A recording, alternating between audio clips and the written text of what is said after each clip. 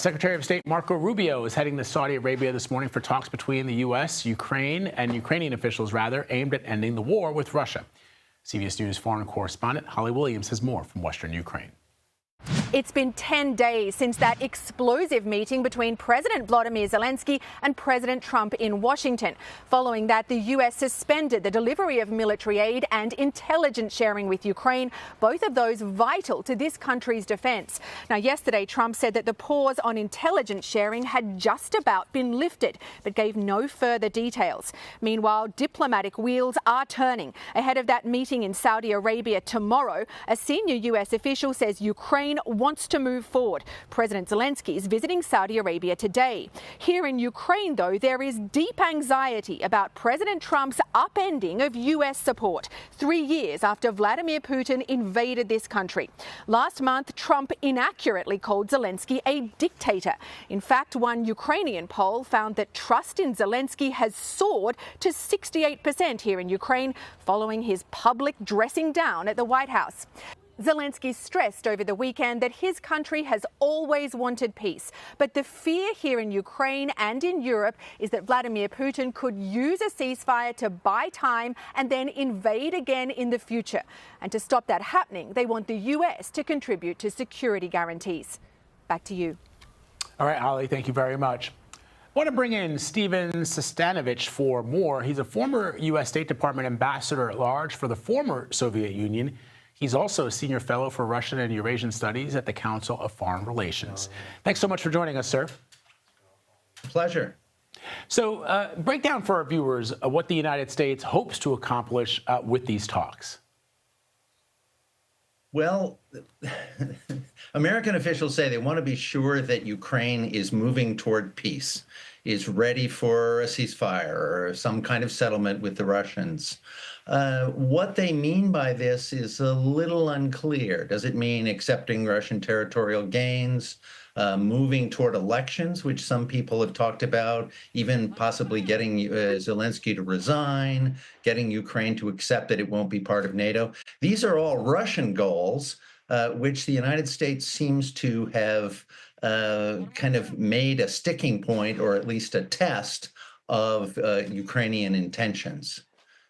The Ukrainian goals are a little different. They want to sign this minerals deal that was supposed to have been signed by Trump and Zelensky last 10 days ago. They want to get a resumption of military and intelligence aid. And they want to find out how the U.S. is approaching these talks with the Russians. They want a little more transparency.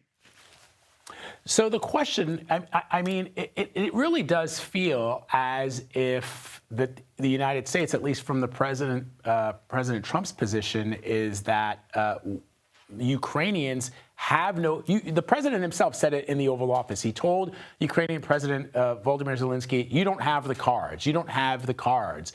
From the Ukrainian perspective, what they would want is a security guarantee from the United States that, sure, if we agree to give everything that you say the Russians should have, that at the very least we get a security guarantee if they break their promises, because we know what happened with those Minsk Accords, that the United States would somehow be able to guarantee Ukrainian security. We don't seem to be willing to give that. That's true. We aren't willing to give it right now, or at least President Trump isn't willing to give it right now in the form in which many European governments want and many American experts have suggested, and that is through membership in NATO. President Zelensky has said he understands NATO membership is not for now, not for the foreseeable future, but he wants to know what other kinds of security guarantees the United States would offer so that Ukraine does not have to worry about a resumption of attacks. Right, because it doesn't seem at this point that Vladimir Putin, well, everybody, the European community and European leaders have suggested that Vladimir Putin can't be trusted. And so why is the United States willing to invest that level of trust in President Putin when he hasn't shown himself capable of earning that trust? Yeah, I mean, trust is, of course, one question, but another is just what his formal positions are. The American side has emphasized that Ukrainians have to prove that they're interested in peace by changing their goals and their approach to negotiations. But there's been no change in that respect by the Russians. The Russians still embrace all of their long-term goals, which are to dominate Ukraine, to break its ties with the West, to limit its military capabilities. So if you were just judging by the way in which they talk in public, you wouldn't think the Russians are intending to take a different approach toward peace. So if you are Vladimir Putin, sorry, go ahead. Yeah, go ahead. Well, I was going to say, the question about whether Russians can be trusted, I think has a lot to do with what Western supporters of Ukraine intend to do if he breaks agreements or if he invades Ukraine again. The real question about deterring Putin isn't so much whether he's a good guy. We know he isn't, but whether he would be confident of American and Western pushback in the event that he breaks an agreement. And right now, the signals from the Trump administration are that, they might push back and they might not push back, or they might leave it to the Ukrainians, they might leave it to the Europeans.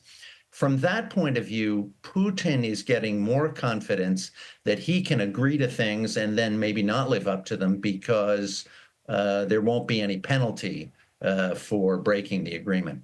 That you essentially answered the question that I was going to ask you, which let's say President Trump is able to bring about a peaceful resolution. What would happen in the case of Vladimir Putin breaking any kind of agreement that is made if, in this instance, he was essentially not held accountable for his actions when he invaded Ukraine? And of course, then the question becomes, when you're another world leader, another despot looking at what's happening here, it becomes easier to see a path forward if the United States, given the fact that President Trump has suggested that he wants the United States to be a more isolationist country, that you could also make incursions into your neighbor's territory without any penalty or facing any repercussions from the United States. And I'm specifically looking at countries like, for example, China. Yeah, lots of people have said the Chinese are watching this confrontation very carefully. But I think in the first instance, we really need to look at how Putin reads the situation and whether he thinks, in 2 years or 4 years, he can just have another go at it. And right now, Western governments are quite divided about how they would respond. That's why there's been a lot of interest in actually putting British and French troops, not necessarily at the front lines, but present in Ukraine to be a symbol of connectivity between the Western alliance and what happens in Ukraine. If Putin knows that he has to risk confronting British and French forces in resuming war, he might be a little more reluctant to start it. Yeah, and Stephen, in just 30 seconds, could the Europeans, to be fair to President Trump, who suggested that the Europeans should take up the bulk of protecting their continent more than the United States has in the past, could the Europeans alone, French, British, Eastern Europeans, who are countries who are part of NATO, alone hold Putin at his own borders if it needed to come to that? Right now it'd be tough, but of course, Europeans are increasing their defense budgets. They've increased their defense spending much more since the war started than the United States has. So we should not belittle the seriousness of their efforts.